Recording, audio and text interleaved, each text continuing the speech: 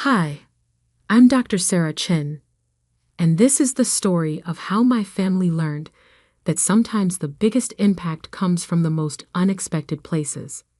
In the Chin family, success had a very specific definition. My older sister, Emily, was the CEO of Metropolitan Health Group, running their chain of luxury private hospitals. My younger brother, Michael, was a renowned plastic surgeon in Beverly Hills, catering to celebrities. Both lived in mansions, drove exotic cars, and represented everything our parents valued: prestige, wealth, and status. Me? I worked as a primary care physician in a small-town clinic in rural Pennsylvania. Or at least, that's what my family thought was my only role in healthcare. What a waste. Mom would sigh during our rare family gatherings. Sarah was top of her class at Johns Hopkins. Now she's treating colds and flu in some backwater town. What they didn't know was that while they chased prestigious titles and wealthy patients, I was quietly building a healthcare revolution. My small-town clinic was actually the testing ground for an innovative healthcare management system I'd developed, one that would transform medical care delivery across America. It started 8 years ago after my residency.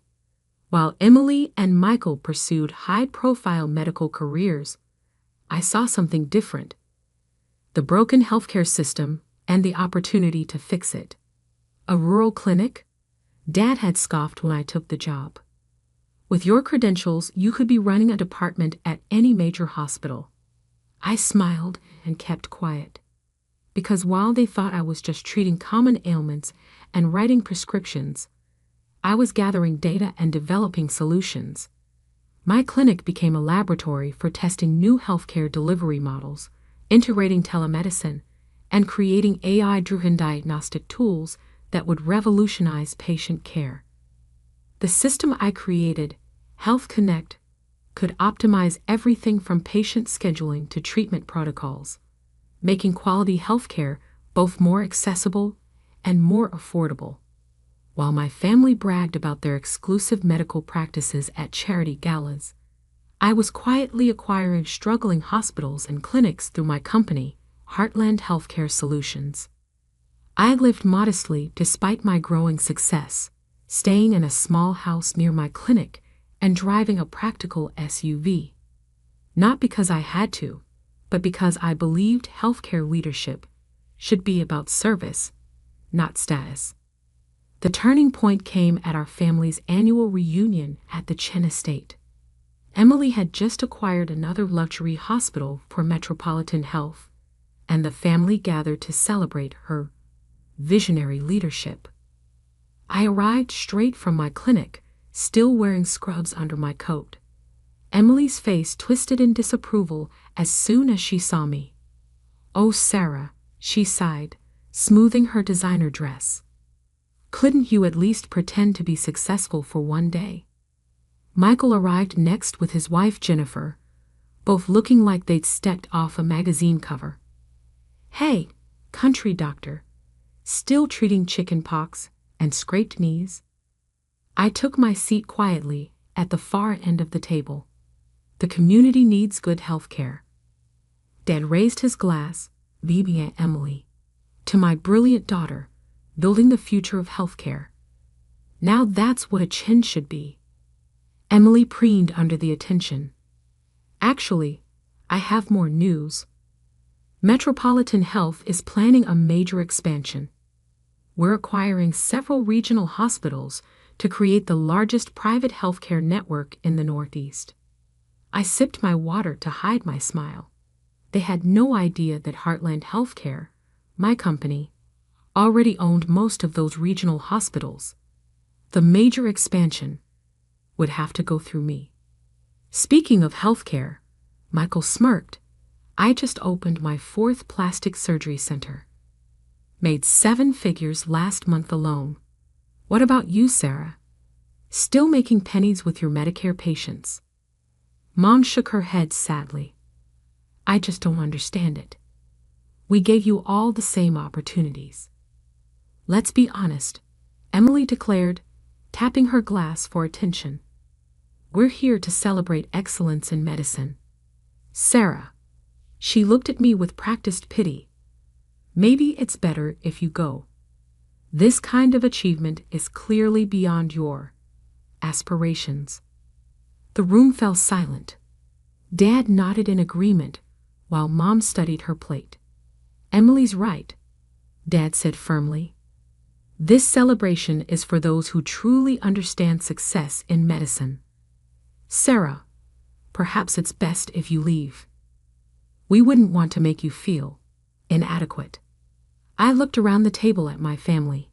Emily's smug smile, Michael's barely concealed contempt, Mom's embarrassed avoidance, Dad's dismissive wave.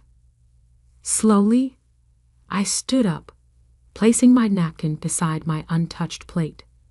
Thank you for making your feelings clear, I said quietly. Enjoy your celebration. As I walked to my SUV, I pulled out my phone and sent 4 emails that would shake the foundations of their medical empire. Tomorrow morning, the Chen family would learn exactly what kind of small-town doctor they'd just humiliated. And the future of healthcare would never be the same. The next morning dawned crisp and cool as I parked my SUV in front of Metropolitan Health's corporate headquarters. Emily's crisis meeting was scheduled for 9 a.m., a meeting she didn't yet know I would be attending.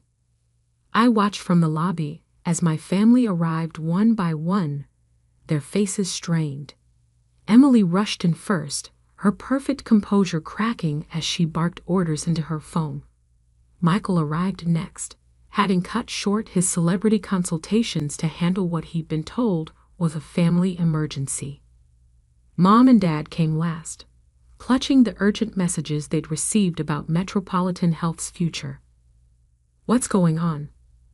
Michael demanded when he saw Emily. I had to reschedule Kardashians for this. Emily's hands trembled as she checked her tablet. All our acquisition deals are frozen. Every regional hospital we were targeting suddenly pulled out. And our existing partners are talking about terminating contracts. That's impossible, Dad protested. Those deals were locked in. I stepped out of the elevator, still wearing my small-town doctor's white coat. Actually, they weren't. Sarah? Mom's eyes widened. What are you doing here? I'm here for the board meeting, I replied calmly. Shall we head up? Board meeting?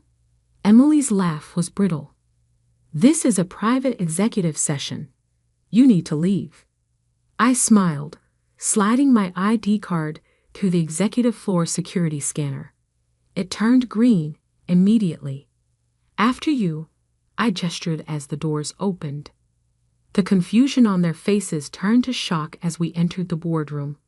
My executive team from Heartland Healthcare was already seated, along with representatives from every major hospital group in the region. What is this? Emily demanded.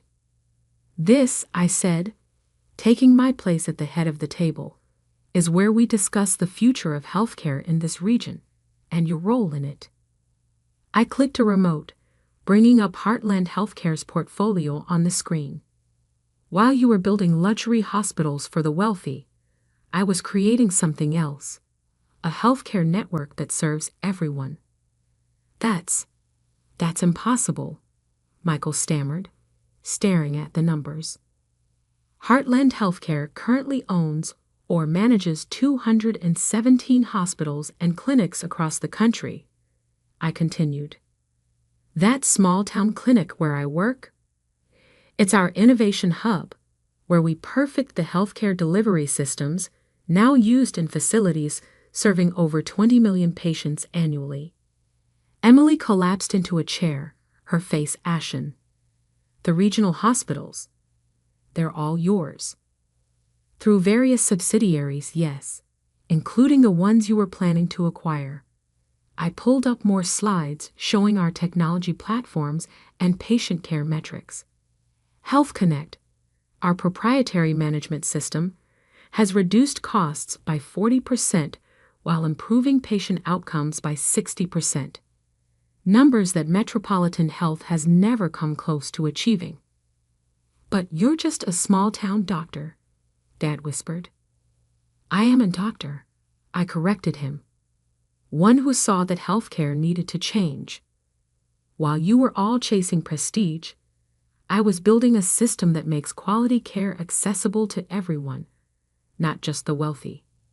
"So what now?" Emily's voice was small. "You're going to destroy Metropolitan Health." I stood up, walking to the window overlooking the city. "That depends on you. Metropolitan Health has good facilities, but poor management. You chase profits while ignoring community needs. That changes today." Over the next hour, I outlined two options. Either Metropolitan Health would be absorbed into Heartland Healthcare, with Emily and Michael taking reduced roles under proper supervision, or they could compete against us and lose everything within 6 months. "Why didn't you tell us?" Mom asked, tears in her eyes. "Would you have listened?" I replied gently. "Or would you have tried to turn it into another luxury brand for the elite?" The next 6 months transformed not just Metropolitan Health, but our entire family. Emily learned to measure success in lives improved rather than profits earned. Michael started offering reconstructive surgery to trauma victims alongside his celebrity clients. And my parents, they finally came to visit my clinic, watching as I treated patients from all walks of life. "Now we understand," Dad said quietly, observing the efficient, caring environment we created. "You can think smaller. You thought bigger than any of us." 1 year later, we gathered for another family reunion. This time, when success was discussed, it wasn't about profit margins or celebrity clients. It was about lives saved, communities served, and healthcare transformed. I still work at my small-town clinic 3 days a week. Still live in my modest house. Still drive my practical SUV. But now, when my family talks about healthcare, no one mocks rural medicine anymore. Instead, they ask how they can help make quality healthcare more accessible to everyone. Because sometimes, the quiet ones, the ones dismissed as small time, are the ones changing the world, while others are too busy counting their money to notice. And sometimes the best revenge isn't proving others wrong. It's showing them a better way to be right. That's not just good medicine. That's good humanity. And in the end, that's worth more than all the luxury hospitals in the world.